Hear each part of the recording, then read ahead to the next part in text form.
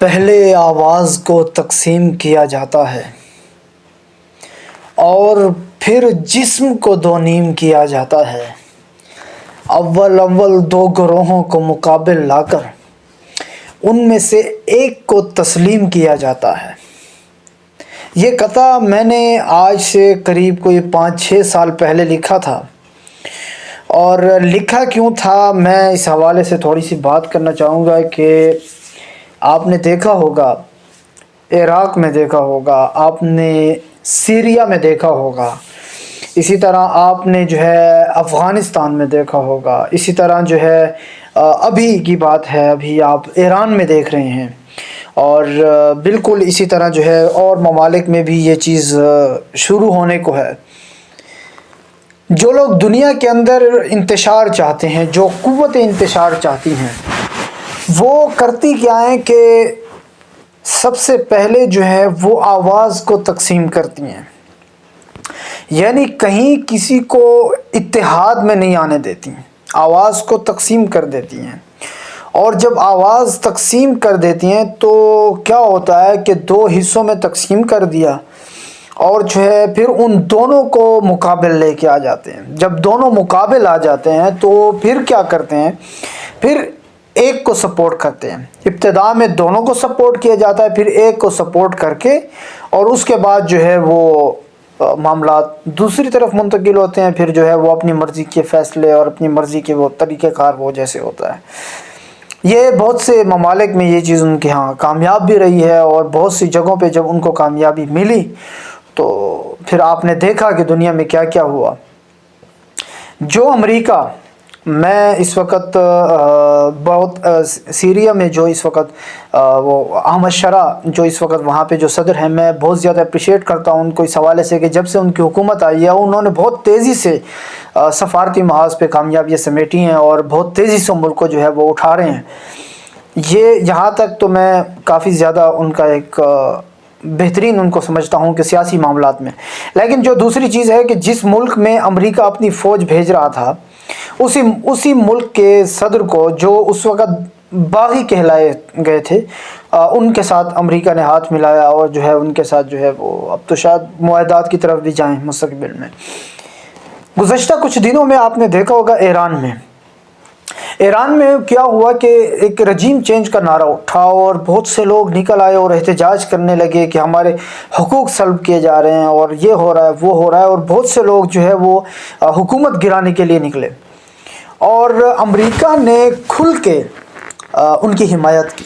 یہاں کہا کہ امریکی صدر نے اتنا بھی کہہ دیا کہ آپ رکو، ہم آپ کی مدد کو آ رہے ہیں، آپ سنبھالو، ہم آئے۔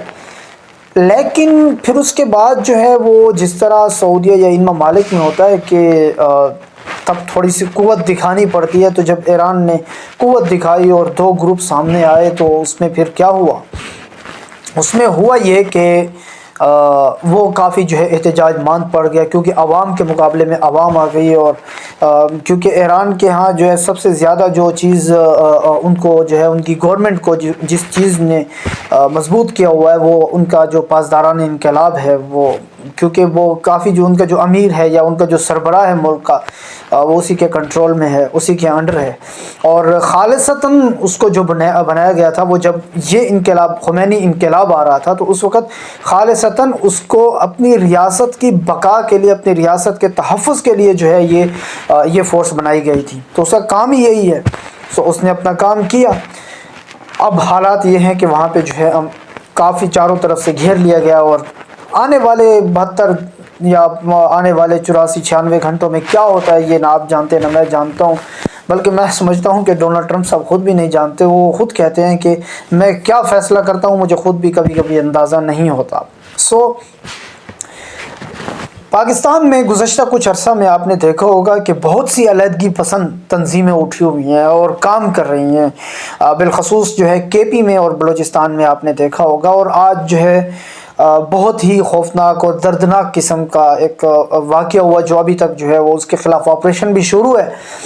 12 مقامات پہ ایک ہی دن میں ایک ہی وقت میں حملہ کیا گیا، اور اتنا بزدلانہ اور دہشت گردانہ حملہ تھا کہ کاروبار زندگی جو ہے اس میں مفلوج ہو کے رہ گیا. اور افسوس یہ ہوتا ہے کہ جو عوام الناس، جو عام لوگ تھے، جو ویڈیوز اب آ رہی ہیں، افسوس اس کو دیکھ کے ہوتا ہے کہ وہ جو ہے وہاں پہ کھڑے ہیں اور خوش ہو رہے ہیں، جہاں پہ وہ فیصل بینک کو ایک جو ہے وہ راکٹ لانچرز مار رہے ہیں اور وہ خوش ہو رہے ہیں.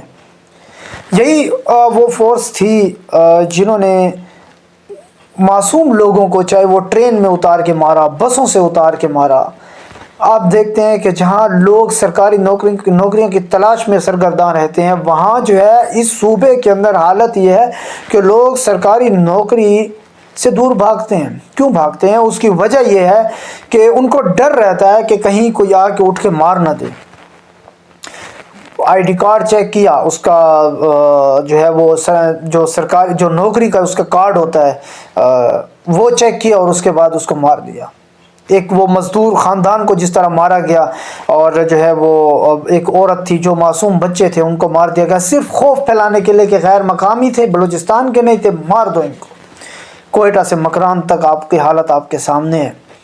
اور جو ہے آپ نے دیکھا ہوگا کہ انہوں نے، اچھا مزے کی بات یہ ہے کہ وہ اس بار جو ہے وہ کوئی پتہ نہیں کوئی لمبے عرصے تک لڑنے کے لیے آئے یا کوئی فنڈنگ زیادہ ہوگی، جو بھی تھا، کہ آپریشن ہیروف کا نام دے کے وہ جو ہے اس بار انہوں نے اعلان کیا ہے. جو میری معلومات ہیں، میں نے جو کچھ سرچ کیا ہے کچھ سوشل میڈیا پہ، تو مجھے پتہ چلا کہ اس کا نام کوئی آپریشن ہیروف نام رکھا. اور فی الحال جو ہے پاک آرمی نے ان کے خلاف ایک آپریشن کا آغاز بھی کر دیا ہے، جو بہت ہی خوش آئند ہے.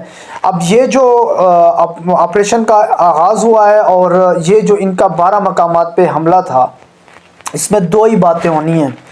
یا تو انشاءاللہ اس کا ہمیشہ کے لیے جو ہے یہ بدامنی کا اور دہشت گردی کا انشاءاللہ خاتمہ ہو جائے گا بلوچستان سے. اور انشاءاللہ ہم دعا بھی اسی چیز کی کرتے ہیں اور امید بھی یہی کرتے ہیں. اور دوسری چیز یہ ہے کہ خدا نہ خواستہ آپریشن ذرا سست روی کا شکار ہوتا ہے، یا خدا نہ خواستہ جو ہے وہ ناکامی کی طرف جاتا ہے، تو ان کو کھلی چھوٹ مل جائے گی جو کبھی نہیں ملنی چاہیے.